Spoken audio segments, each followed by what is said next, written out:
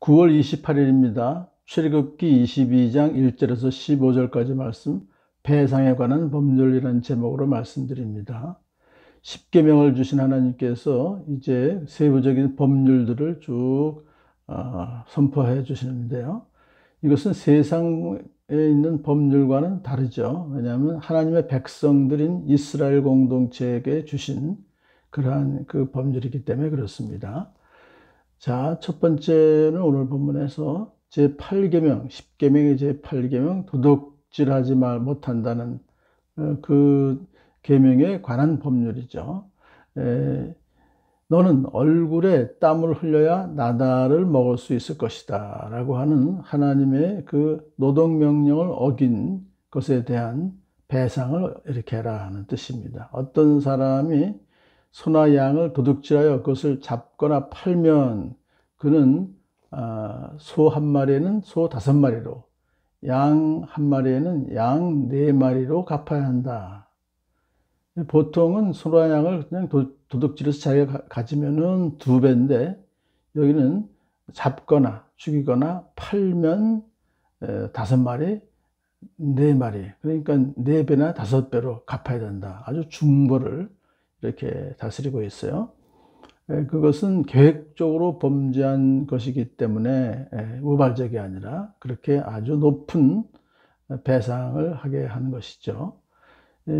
사람들은 하나님이 주신 것으로 자족하는 삶을 살아야 되는데, 그렇지 않고 남의 것을 취해서 자기의 탐욕을 채우려고 하는 시도를 아예 못하게 그렇게 중벌을 내리신 것이죠.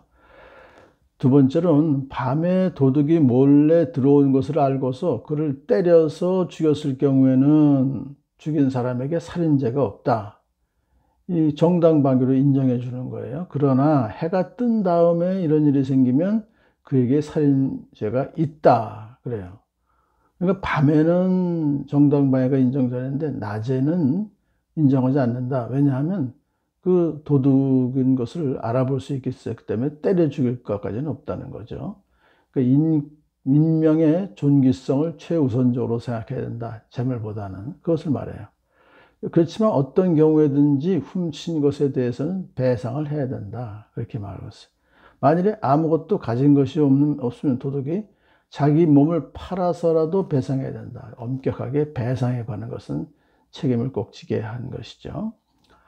세 번째로, 어떤 사람이 밭이나 포도원에서 집짐승을 풀어놓아서 풀을 뜯게 하다가 이 짐승이 남의 밭의 농작물을 모두 뜯어 먹었으면 그것을 물어줘야 한다. 그런데 자기 밭에 가장 좋은 소출과 자기 포도원의 가장 소출로 그것을 물어줘야 된다 이거예요. 집짐승을 풀어놓으면 예방조치를 잘 해야 되고 또 주의를 잘 기울여야 되는데, 그렇지 못했을 경우에는 더 크게 보상해 줘야 된다. 왜냐하면 피해를 입은 사람에게 물질적인 그런 보상만이 아니라 정신적으로도 보상을 해 줘야 되기 때문에 그렇다는 것입니다. 네 번째는 위탁물의 책임의 소재에 관한 법률들입니다. 어떤 사람이 그 이웃에게 돈이나 물품을 보관하여 달라고 맡겼는데 그 맡은 집에 도둑이 들었을 때 그 도둑이 잡히면 도둑이 그것을 갑절로 물어야 된다.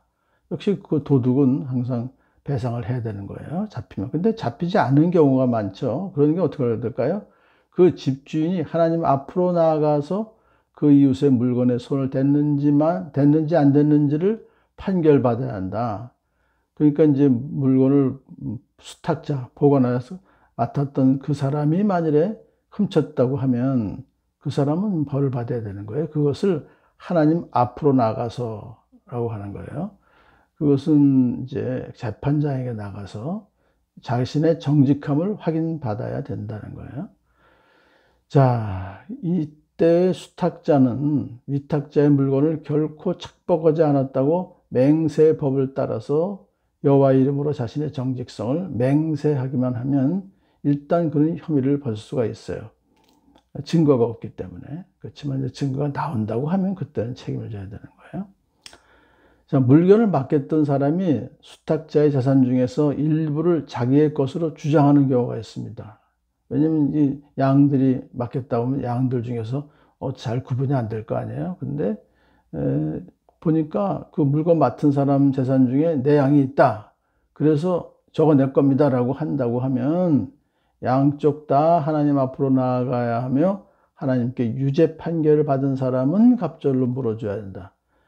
이것도 역시 하나님 앞으로 나아간다는 것은 재판관들이 하나님의 권위와 말씀을 근거로 해서 재판하기 때문에 거기서 판결이 나면 거기에 따라야 된다는 것입니다. 근데 2배로 왜 또 물어줘야 된다고 그러죠? 그것은 그 물건이 손실된 기간 동안에 경제적인 그 손실을 고려해서 그 손실마저도 보상해 줘야 된다는, 지금 쭉 이 말씀을 드리는 것은 이 법들이 그 옛날에 그 농경사회에서 있었던 일이지만 지금 이 시대에도 그대로 적용될 수 있는 것은 입법 취지를 우리가 알 때 그대로 적용할 수가 있는 것이죠. 나귀나 소나 양 또는 집짐승을 맡겼는데 그것이 죽거나 다치거나 아무도 모르게 없어진 경우에는 어떻게 될까요? 수탁자가 모든 책임을 져야 한다면 이것은 위탁자의 이익만을 위한 처사가 됩니다.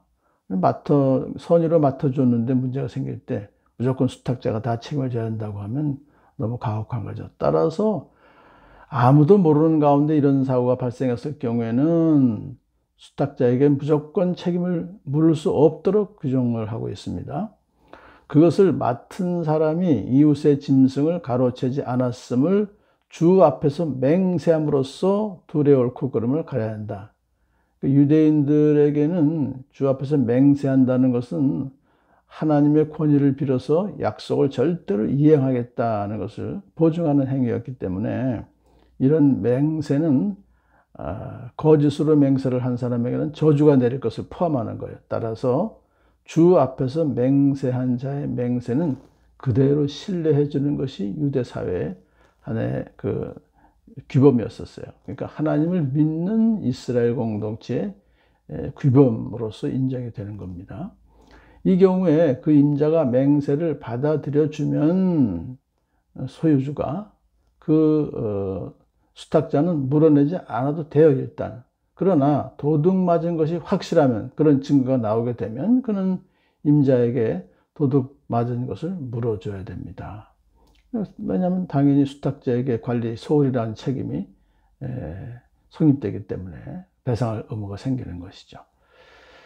자, 그것이 이제 맹수에게 찢겨서 죽었으면 그 증거물을 가져다 줘야 하는데 그 경우에 그는 찢겨서 죽은 것을 물어주지 않아도 되는 거예요. 왜냐하면 이 맹수라고 하는 것은 어떻게 막을 수가 없잖아요. 맹수에 의한 피해는 그것을 증명하기만 하면 관리인에게 책임이 없다 이거예요. 자, 그 다음에 이제 어떤 사람이 그 이웃에게서 짐승을 빌려왔는데 그것이 다치거나 죽을 때 그 임자가 그 자리에 함께 있지 않았다면 그는 반드시 물어줘야 돼요. 그러니까 수탁자만 있을 경우에 그런 다치거나 죽는다고 하면 수탁자는 책임을 져야 됩니다. 그러나 그러므로 남의 짐승을 빌려 쓰는 경우에는 각별한 주의와 신경을 써야 돼요. 그렇지만 예외가 있습니다. 그 임자가 그 자리에 함께 있었으면 그 짐승의 값을 물어주지 않아도 된다는 거예요. 왜냐하면 그 짐승의 주인이 직접 돌볼 수 있는 상황이었기 때문에 빌려온 사람은 배상 책임을 지지 않아도 되는 것입니다. 자, 이제 이런 경우를 또 강조해요. 그 짐승이 세를 낸 것이면, 그러니까 임대료를 내고 빌려온 것이면 그 쇳돈을 계상해서 줘야 한다. 이것은 무슨 뜻이냐면요.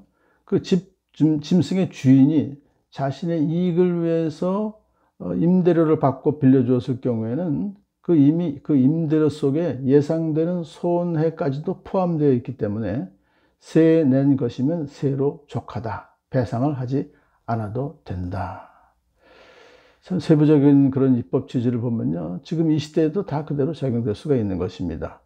이와 같이 다양한 상황을 전제로 한 율법 조항들은 그 당시 사회의 존속과 질서 유지를 위한 법률이었습니다. 더 나아가서 이 조항들은 하나님의 통치를 받고 있는 백성들 서로가 인격과 재산을 존중함으로써 의와 평화가 항상 있는 하나님 나라를 만들고자 하셨던 하나님의 거룩한 의지를 반영한 법인 것입니다. 그러니까 이 율법이라고 하는 것이 인간을 통제하고 괴롭히는 수단이 아닙니다. 오히려 인간을 더 나은 환경과 좋은 삶으로 이끄시려는 하나님의 자비가 반영된 것이기 때문에 그 문자 하나하나에 집에 우리가 이렇게 그 문자 하나하나를 지키려고 쓰는 것이 아니라 입법 취지를 잘 생각하면서 율법들을 잘 지켜나가는 저와 여러분 되기를 소원합니다.